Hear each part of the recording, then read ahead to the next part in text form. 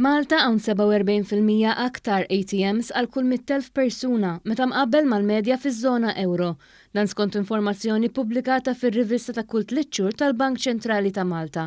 Skont informazzjoni pubblikata għal 2019 mill-Fond Monetarju Internazzjonali, wara kif il-medja għaż-żona euro hija 65.1 għal kull 100,000 persuna filwaqt li f'Malta hawn 96.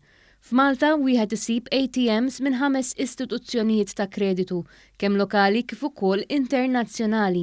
L-istudju li sar mill-Bank Ċentrali wara kif sa Diċembru tal-2019 f'Malta kien hawn 405 ATMs, fejn dan l-ammont jitlaq l-434 ATMs fi żmien staġjonali.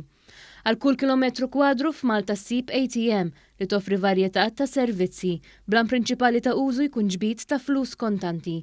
Il-Bank Ċentrali nnota kif dawn l-aħħar snin kien hemm żieda fl-użu tal-cards. Din iż-żieda ġiet innutata aktar tul ix-xhur tal-pandemija din is-sena. Il-volum ta' ġbit ta' flus kontanti bl-użu ta' cards żdied għal 13.2 miljun tranzazzjoni fl-2019, meta mqabbel mal-2010, bl-ammont f'dik is-sena kien ta' 10.8 miljun tranzazzjoni. Dan hekk kif il-valur żdied minn 1.1 biljun euro għal 1.9 biljun euro. Intant kawża ta' żieda fit-turiżmu, il-volum u l-valur ta' tranzazzjonijiet bl-użu ta' kart barranin żdied minn miljun fl-2010 għal 3 miljun tranzazzjoni fl-2019, filwaqt il-valur żdied minn 154 miljun euro għal ftit aktar minn 400 miljun euro.